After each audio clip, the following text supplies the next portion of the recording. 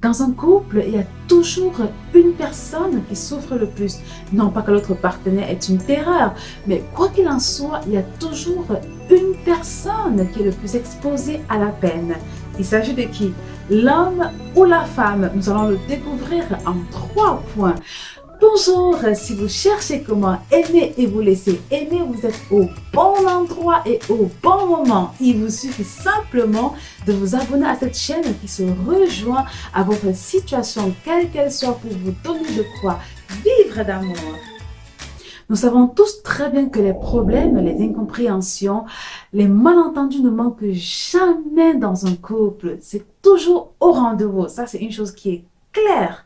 Maintenant, il y a une réalité qu'il est important de savoir, de prendre en compte afin de gérer au mieux ces problèmes, voire de les prévenir sérieusement. C'est que dans un couple, il y a toujours une personne qui est prédisposée à plus de sacrifices et donc est plus vulnérable à la peine parce qu'appelée à donner plus de sacrifices. Alors, de qui s'agit-il? L'homme ou la femme? Découvrons cela en 3 points. Premier point, depuis toujours, c'est l'homme qui prend une femme pour épouse qui, elle, attend depuis son jeune âge d'aller en mariage. Attention, si vous faites partie de cette zone du monde où c'est la femme qui dote l'homme, il faut noter néanmoins que quoi qu'il en soit, c'est l'homme qui prend une femme pour épouse. Ça, c'est une chose qui est claire, qui est naturelle et qui en sera toujours ainsi. C'est l'homme qui, un beau matin, réalise qu'il lui faut une femme pour être comblé, pour devenir responsable, pour devenir un grand homme. Et donc décide d'aller prendre une femme pour épouse, d'aller prendre une femme qui l'amène chez lui, dans sa maison, dans son environnement à lui. Donc c'est la femme qui se déplace, c'est la femme qui quitte le chez elle, en laissant sa famille, son quartier, son environnement à elle, voire même son pays dans certains cas, pour aller s'installer chez un homme où elle a appelé à s'adapter, où elle a appelé à vivre en communion avec cet homme et tout son environnement. En notant bien qu'elle a laissé son environnement à elle, sa famille, son entourage de base, son quartier, parfois même sa ville, ou voire son pays, pour aller s'installer dans celui de l'homme.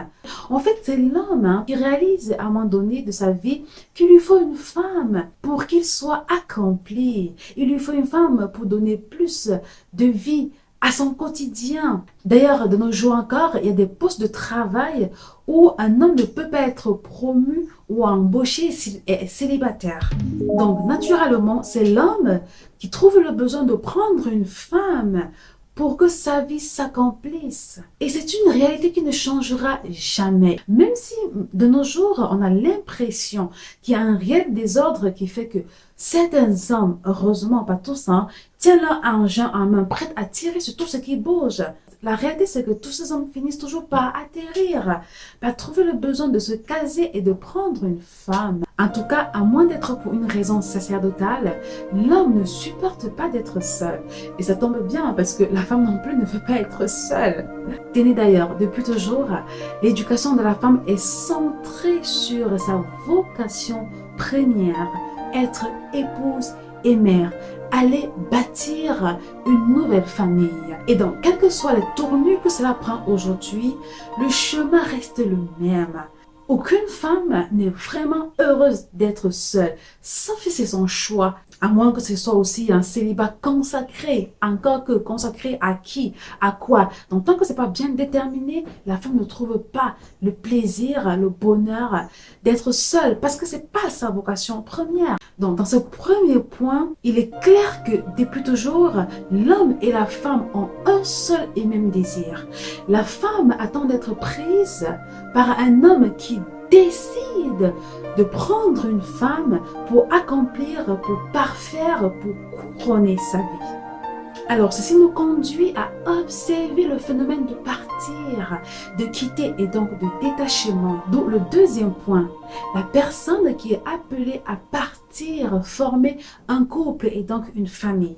Observons un fait réel. C'est donc l'homme qui va chercher la femme pour amener chez lui. Alors, c'est bien naturellement ainsi. C'est la femme qui est appelée à partir pour prendre soin de son homme, de la maison, de son environnement et bien évidemment des enfants. Avant, c'était certainement plus facile, hein. L'éducation de la fille était essentiellement centrée sur sa vocation première. La jeune fille savait que chez elle était ailleurs. Elle doit être préparée psychologiquement à partir ailleurs, s'installer, fonder une autre famille, certainement à l'image de celle d'où elle vient, en supposant qu'elle a eu une bonne famille et qu'elle a eu une bonne éducation. Alors évidemment, aujourd'hui c'est un peu plus compliqué parce qu'on montre à la jeune fille qu'elle peut tout faire. Dès lors, elle aspire à tout avant de réaliser qu'elle est appelée à aller s'installer chez un homme avec qui faire sa vie. Et ça devient non plus difficile parce qu'à partir du moment où elle a grandi en aspirant à autre chose, avant même sa vocation première, elle se retrouve heurtée brutalement, hein, il faut le dire, à une réalité dont il faut faire face. Et cette réalité, c'est quoi? C'est qu'il n'y a plus que le chez elle qu'elle va quitter, mais elle réalise qu'il y a aussi ses rêves qu'il faut quitter. Elle va même réaliser que beaucoup de ce qu'elle voudrait faire serait un frein à sa vie, à son désir d'être épouse et mère. Ceci dit, toutes les femmes entrent dans la vie conjugale avec au moins une blessure, voire plusieurs, dont elles sont conscientes d'entrée de jeu ou pas du tout. La femme doit prendre conscience que, en partant en mariage, je dois quitter pas mal de choses. J'ai beaucoup à sacrifier. Et quelle que soit l'évolution du monde, hein, les choses sont ainsi faites. Et elles demeureront ainsi. L'inverse ne tient jamais. Si oui, juste pour un temps éphémère. Parce que un homme normalement constitué, un homme censé, avisé, ne trouve jamais son bonheur en allant s'installer chez une femme, en vivant aux dépens d'une femme. Et c'est tellement vrai que même un gigolo, un type qui est avec vous juste pour votre statut social ou pour votre argent, il finit toujours par claquer la porte et par trouver le besoin de s'installer avec une femme dont il sait être le maître de la relation. Parce que la nature voudrait que lui, l'homme, il prenne une femme avec qui il décide de faire sa vie, à trouver sa place d'homme dans la société, à trouver qu'il est responsable, qu'il est fort, qu'il est puissant, parce que sa nature d'homme, ainsi fait. Il faut faire une précision aussi, c'est que, évidemment, qu'il y en a qui ont la chance de rencontrer un homme qui est déjà de votre tribu, de votre région, de votre lieu habituel, de votre quartier, de votre ville, de votre pays. Voilà, c'est aussi une réalité. Et c'est avant et après tout une chance, hein, d'être prise comme épouse par un homme qui est déjà de votre endroit, de votre environnement naturel. Là au moins on est sûr que au niveau comportement, il y aura quand même une similitude qui vous permettrait de vous envoler plus facilement dans votre couple. Donc c'est une réalité qu'il faut tenir en compte. Le fait que c'est la femme qui part généralement. L'inverse est très difficile parce que dans l'inverse, en fait, l'homme qui quitte son travail, son pays, son environnement pour aller rejoindre l'environnement d'une femme, vous voyez, c'est comme prendre un animal sauvage et le domestiquer. Ça ne marche pas, c'est pas son environnement naturel. Donc généralement, ces hommes ont l'impression de ne pas exprimer leur nature d'homme. C'est que si au départ, oui, ça va tenir, parce qu'au départ, c'est l'amour, c'est la passion, c'est tout ce qui va avec. Mais vient un moment où l'homme réalise qu'il a perdu quelque chose, en fait, hein. Bref, quand c'est l'homme qui sacrifie quelque chose de naturel pour rejoindre la femme, ça s'effrite beaucoup plus facilement. Parce que c'est pas dans l'ordre naturel des choses. Donc, évidemment qu'il y a des femmes qui auront la chance d'épouser un homme qui est déjà de chez elles. Mais quoi qu'il en soit, quand bien même c'est ainsi, il y a toujours encore pour la femme à sacrifier demain, à suspendre. D'où le troisième point. Alors qu'on vient ce moment où on passe du couple à la famille, la maternité. Donc voilà, quand vient ce moment où le couple décide de donner la vie et donc d'avoir des enfants, c'est encore la femme qui va durant 9 mois sentir que son corps se transforme du jour au lendemain, sentir qu'elle a appelé à sacrifier plein de choses pour bien porter la vie qu'elle a en elle. Et quand bien même elle mettra au monde cette vie, elle aura encore à sacrifier, à suspendre son travail, si ce n'est à l'abandonner dans certains cas, pour bien prendre soin de son enfant, pour l'allaiter. Et quand bien même elle pourra continuer son travail, la femme reste toujours par partager entre son travail où elle est appelée à donner du bon résultat et la maison où elle est aussi appelée à donner du bon résultat, en prenant soin non plus seulement de son époux, mais aussi de l'enfant, et donc des enfants quand on en aura plusieurs finalement. Alors très rapidement, on constate que la femme qui a tout laissé déjà de prime abord pour rejoindre son époux, quand bien même dans le foyer, elle a continué ses activités joyeusement et paisiblement, elle est appelée obligatoirement à un moment donné encore de sa vie, soit de suspendre ses activités ou encore, dans certains cas, d'abandonner carrément pour faire grandir la famille.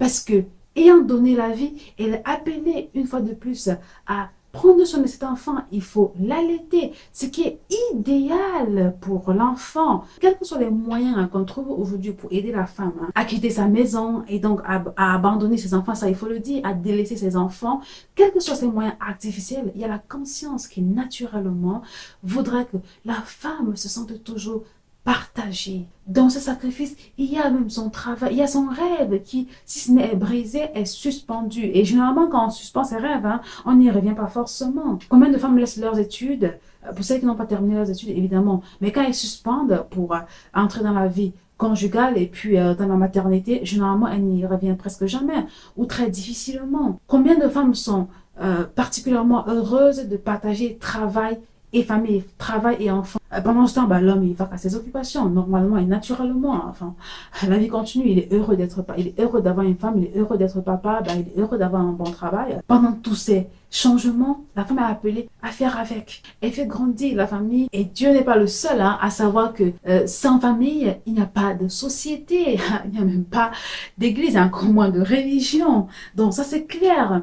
Et tout cela, on va dire qu'on le doit quand même à la femme, bien plus de nos jours. La vie est tellement attirante que la femme sent encore plus la difficulté à laisser pas mal de choses pour rejoindre un homme avec qui bâtir un couple et donc une famille. Alors il est important de prendre conscience de cette réalité. C'est ce qui vous permet, cher monsieur, d'avoir un regard nouveau sur votre femme, de voir les efforts qu'on est appelé à faire pour vous aimer, vous encadrer, pour encadrer la maison, la famille, pour éduquer les enfants. C'est pas facile. Bien de fois, il y a de quoi dire chapeau aux dames. Particulièrement chapeau à ces dames, femmes de foyer. Vraiment chapeau à vous. Alors, vous êtes incroyablement formidables, chères dames, qui n'avez pour vie que votre époux et vos enfants et donc votre maison. Et chapeau à vous, chers messieurs, qui êtes si bien conscients de ce que votre dame a sacrifié pour être avec vous, pour prendre soin de vous, de votre maison, de votre vie. Ah waouh, pour donner une belle éducation à votre enfant, parce que, qu'on le veuille ou non, c'est encore la femme qui a cette charge capitale d'éduquer. L'homme, évidemment, il participe beaucoup, ça c'est clair, mais c'est avant et après tout la femme qui s'occupe de la famille, qui s'occupe de la maison. Chapeau aussi à vous, chères demoiselles, qui, dans votre aspiration de mariage, vous prenez compte des éléments qui vous aideraient demain à être des épouses et des mères formidables pour une famille qui va devenir un pilier de la société. Parce que oui, la société, elle a besoin de la famille. Sans famille, il faut le répéter, la société n'a pas de sens. Alors la conclusion est évidente. Vous-même, vous pouvez l'écrire en commentaire. Qui est le plus exposé dans un couple à la peine, à la souffrance? Parce qu'évidemment, en voyant tous les sacrifices qu'elle est obligée à faire tous les jours pour faire bonne mine, pour continuer à porter le couple et donc à porter la famille, pour continuer à donner à la société des enfants formidables, remarquables, parce que bien éduqués. Quand on prend conscience de cela, on fait tout ensemble, chacun de son côté, des sacrifices formidables pour que la joie demeure dans le couple, pour que tout le monde puisse